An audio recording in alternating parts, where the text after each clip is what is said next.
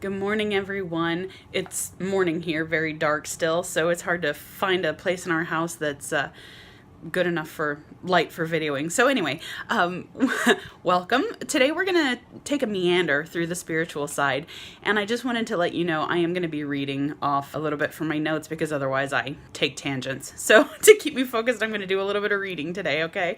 Let's start with the meandering through the spiritual side, and I want to start off by saying it's all spiritual. First off, that's the most important thing to remember. It's all spiritual. That's really important to remember if you feel like you've had to halt your meditation practice or your other spiritual practice. You feel like your gifts have halted in their growth because life has gotten in the way, and you're wondering why on earth you would have felt called to share your gifts and learn and how to use these gifts when life is going to interrupt. And so you felt this huge pull to start work, and then life interrupted. Like, why the hell would that happen, right? Just take a deep breath. Stop thinking. Stop analyzing.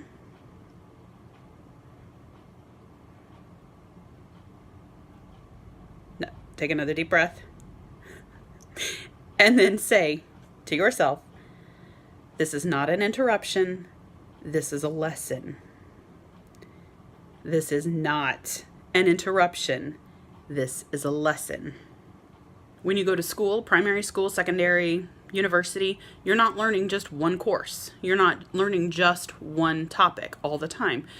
You're learning multiple things, and they all build and reinforce each other. They build on each other and they reinforce each other, and that's how we learn. Sometimes you have to stop actively learning about something to let your brain relax. Your brain works while you're not working. So it continues to sort things out while you're sleeping, right? And so we do the same thing with lessons. We take them in, we assimilate them with life lessons, just like we do with curricula in schools. It's necessary. It's necessary for us to learn many things on many levels to be well-rounded individuals.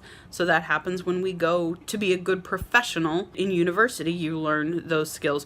In high school, secondary school, you learn those things. You learn many things because you need a wide base of knowledge. It's the same with life. We are here to learn many, many things. We take a break from some things, but it's all spiritual. Everything we learn in this life is spiritual, and everything spiritual, so long as we're in this body, is physical as well. So spiritual learning is the same thing as life, right?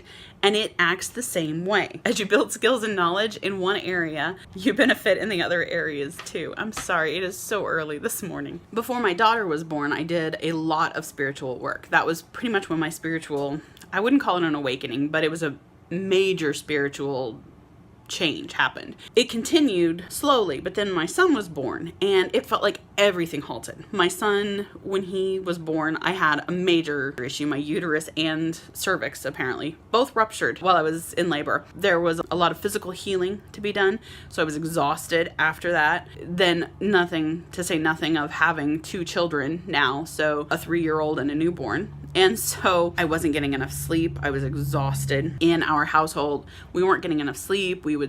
My daughter would wake up in the middle of the night screaming and yelling, which of course disrupted all our sleep even more. I was nursing, so I was waking up multiple times a night to nurse. I was trying to work on top of all of that because I'm basically the main breadwinner in the family. My husband is the primary caregiver for the kids. So I was also then trying to work full time from home, but trying to work full time on top of nursing and not sleeping well. And on top of also trying to heal from the very, very traumatic birth experience. When my daughter would wake us up in the middle of the night, I was already exhausted. And when you're short on sleep, you're short on temper and everything. So I was screaming, I yelled, I'm so not proud of it, screamed, yelled, and had no focus, couldn't work, couldn't sleep, because of course then I was too tired to sleep.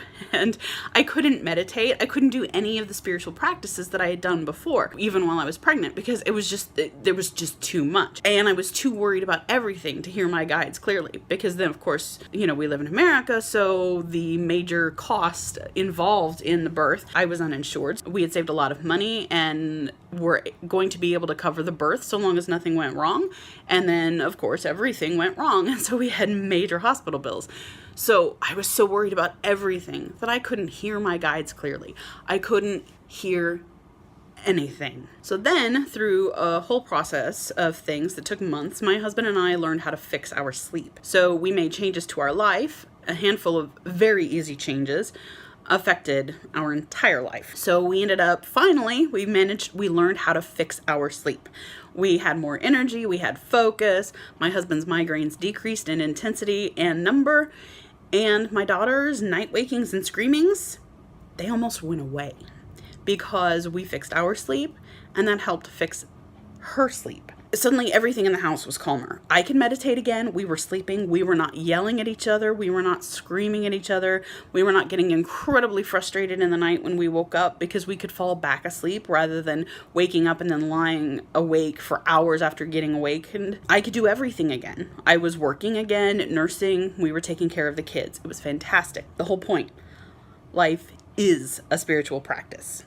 Everything about it is spiritual. Even the most bloody, muddy, clunky physical parts of life are spiritual. All of my greatest spiritual learning has occurred during and after life interruptions.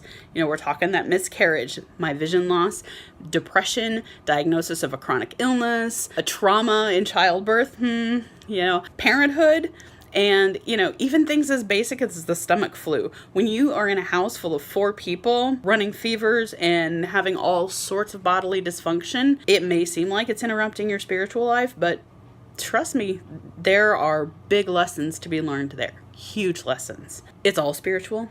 It's all connected. Sleep. Really. The most basic physical thing, sleep, fixed so much in our lives.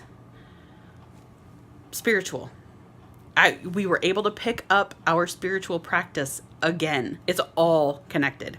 So here's a little practice if you want. Every time you feel yourself getting frustrated by an interruption of any sort, ask yourself, what's this bringing to my attention that I need to change? What do I need to be doing differently? Think of it like this. Interruptions are like pop quizzes.